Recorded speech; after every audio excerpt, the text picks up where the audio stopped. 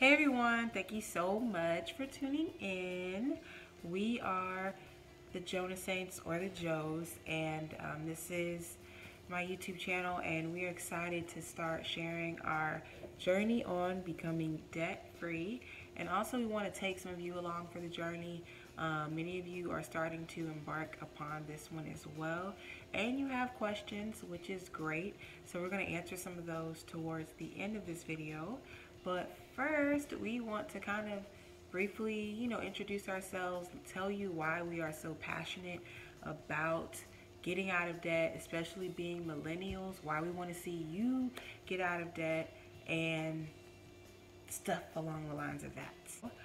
I came from a little bit of a different background than Brendan here. So I really was a little bit more careless with money. I understood credit a good amount, but not too much. So I just kind of was a little naive, and then when I got to college, I did something that most of us do. We get a credit card limit. And being that age, you really don't know what you're doing with your money. So, of course, you blow it, you max it out, and the rest is history. But I will say, ever since we got married, things have changed a lot drastically in the last, like a little over 2 years now. So we have become very serious about this and getting out of debt. And my mindset has changed drastically about money. When I see others wasting money, it drives me crazy. I don't want to waste money. I don't want to be in debt anymore. Like, I'm sick of it. And our, saying we have now is like, I want out. I want out of this. I'm sick of it. I don't want to live this life like the average American. And if you look at the statistics, it's very alarming. Like 78% of Americans are living paycheck to paycheck. I think it's about 66% are in debt. It could be higher than that. Don't quote me on that one. But it's just really alarmingly high how many of us are in debt. And most of it, of course, is student loans, credit card debt, car loans, things of that nature that really are not, in some cases, necessary. And, we're all out here trying to keep up these nice lifestyles and living far above our means. We can't afford the lifestyle we're living because if you can't pay cash for it, technically you can't afford it. And it's just like, who wants to keep living life based on monthly payments? Who wants to keep not being able to save the amount of money that they want to or desire? Who wants to keep dying and have to open a GoFundMe account to pay for your funeral? Like, it's just getting really ridiculous, especially within the Black community.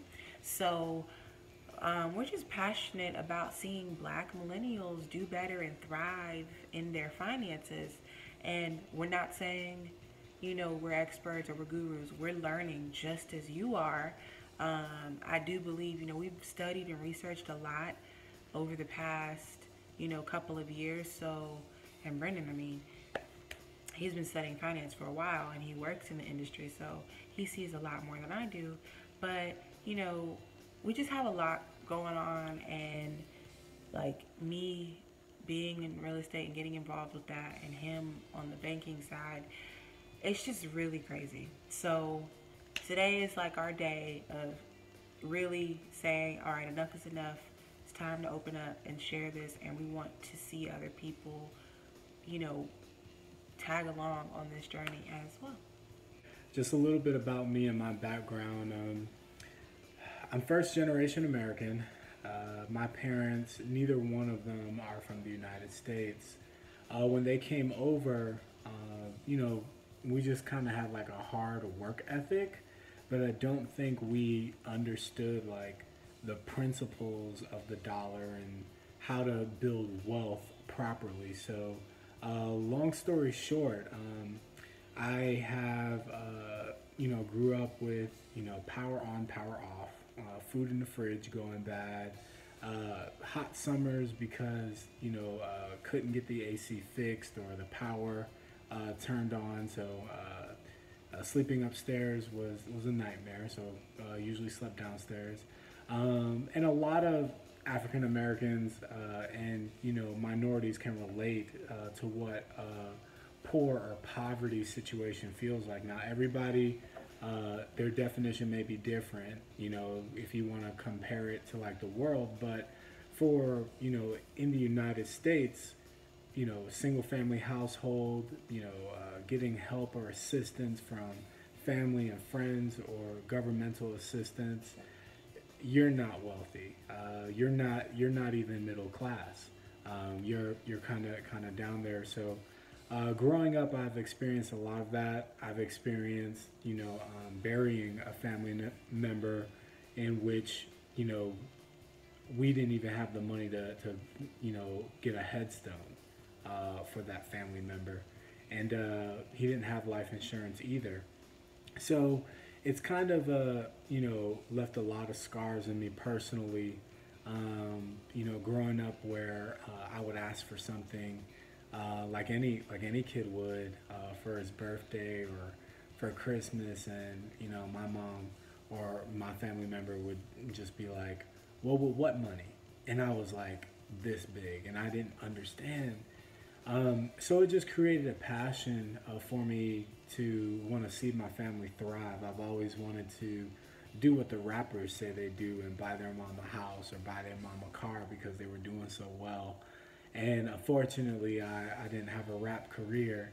So I wanted to really understand what money was, how it works, and how to accumulate wealth. So I've kind of dedicated most of my life to kind of figuring that out and studying that. I have a bachelor's degree in business and management. I've also did a finance minor for a little bit.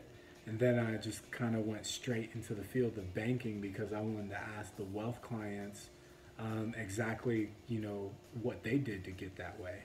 I've asked lots of them. I've seen people come from overseas in Eastern cultures, and within 6 months to a year, they have 20, 30, or 40, or $50,000 in their account.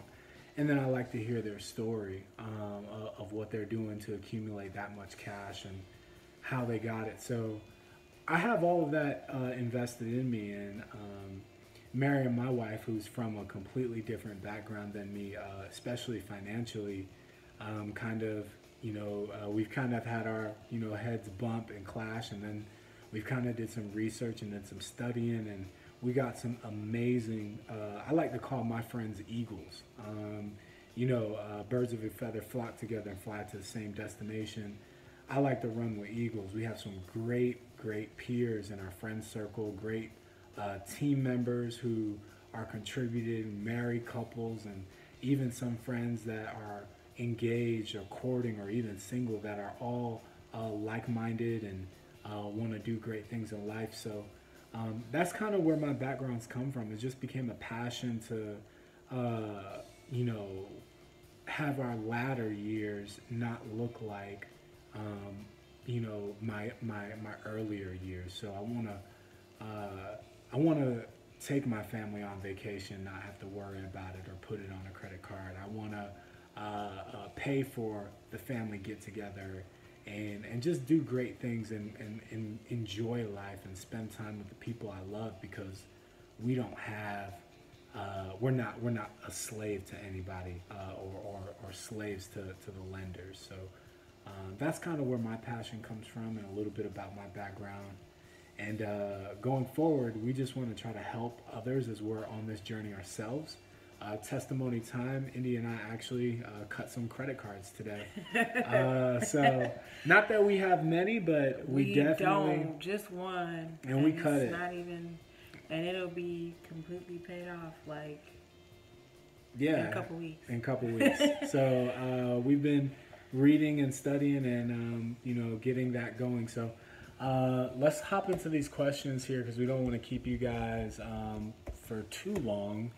But question one was, how do I start off my marriage right financially? My future husband is an accountant and I'm a spender.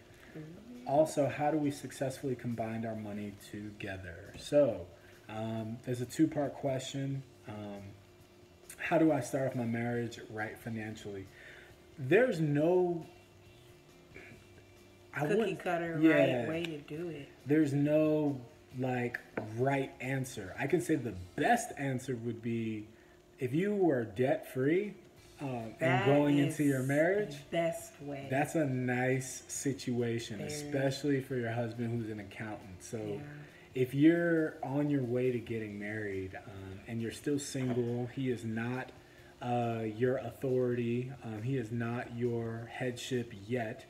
Um, I would still try to pay off some debt. If you have credit card debt or whatever your easiest debt is, start knocking it out from smallest to largest, little by little. That way you can prepare for when your headship and when your husband and you cleave together as a family, you're bringing less of a financial burden into the situation and more income for you guys to pay off if you have any debt or even to go ahead and just thrive. That would be in my opinion, the best way to kind of start your marriage off. If you have little to no debt and you making money, girl, all you need is some children and you'll be Proverbs 31 all day. You know what? That's crazy.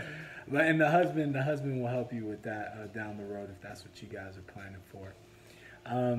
Yeah, and then I would say talk about money before you get married. Make sure you have the same viewpoints because although like Brittany and I weren't, I'll say, we didn't think about money quite the same yet. We had an understanding that we had a goal and we're going to get there one way or another. So there were some things that we had to work through, but before we got married, we had like a tentative budget.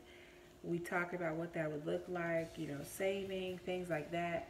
So we knew like, okay, this can work because money is one of the things that if you don't handle it or talk about it, it'll be something that can cause disagreements and arguments in your marriage. And it doesn't have to be that way. You can decide early on, like, we're going to talk about this. If we don't agree with something, we're going to work it out. We're going to talk it out and really come to a conclusion about something.